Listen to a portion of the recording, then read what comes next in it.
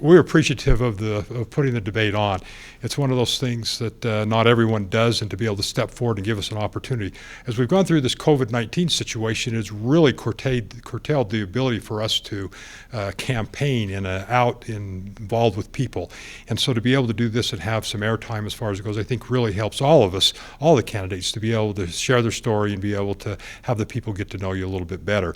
As far as some things that I think that I would have liked to seen as far as the debate goes, I do believe there should have been more discussion about the rural situation as far as the public lands goes. It's very important, I think, in this northern Utah, northeastern Vernal area, Uintah County area, is that agriculture is a big thing. And it's one of the economic engines that's helped runs this state.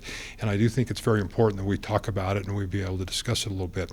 I think the other thing, too, that became very important was also dealing with the aspect of the economy, especially where Hill Air Force Base comes in, and I think that we all have to realize the importance of the base, not only in the aspect of the military support, but also the $3.7 billion that it puts into the economy of our state as far as that goes. So with that, I thought it was an absolutely wonderful experience, and I appreciate the time and effort that everyone put in on it. Well, let me ask you to elaborate a little more on public lands and agriculture.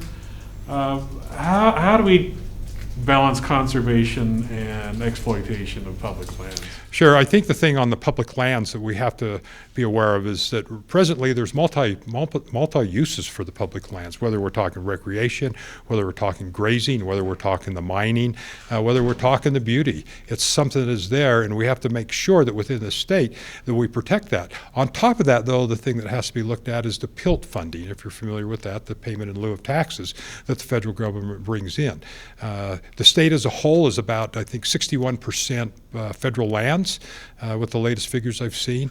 If you get out into the basin area, I believe Vernal has about 40% public lands. I think Daggett County, I think, is around 80% public lands, and these PILT funds are very important to come into these counties. Each county receives basically a per acre dollar figure that comes in. It varies from all of them. Some are as high as, I think, $2.27 per acre, whereas a short one would be, say, Morgan County, which is 40 cents per acre. And I believe that this is one of the things that we have to do as an elected official, is to be able to try to draw this together and make this become an ongoing process, not a process that every year you have to have it renewed as far as that goes. What do you feel comfortable with Congress, federal government, and its participation in agriculture? What should farm policy be? Well, I think that a couple of things that go into agriculture that is important. One becomes labor. We have to realize that as we've gone through this immigration issue over the past few years, that it is very important that labor comes up and helps the agricultural purpose. That's in the orchards, that's in the dairy business, that's in the hoeing the onions, the beans, the beets as far as the field goes. And these seasonal workers are still under that problem of trying to make sure they can get across the border. I think we have to shore up the ability for these agricultural organizations, the companies, the families, to be able to continue to sponsor these workers to come up to where they come up year after year and be able to supply that labor. I think the other thing that gets involved is water. We all know in the state of Utah right now, as we grow and become more and more people, that there's more and more water usage. We have to make sure that we preserve and we protect those water rights for those agricultural purposes, and not turn around and especially let them go into any other state than the state of Utah. So when you're thinking about Colorado River Compact and how that water's divided up, where do you think Congress should be involved in that process? Well, of course, Congress as a whole is going to look at the whole pack with what is there. I think we in the state, as far as the water that is going through our state, that we're also utilizing. I mean, I know that there's right now the push to run the pipeline from Lake Powell over into the St. George, Washington County, which is very important because Washington County is almost out of water as far as that goes with any new growth. And I think that part of what we as a delegation, if I'm able to get elected, that we have to be able to do is work together. This isn't just about northern Utah. This becomes about the state as a whole with these types of rights, especially with water, that we protect, and we make sure that we are protecting our land before we let this go other places.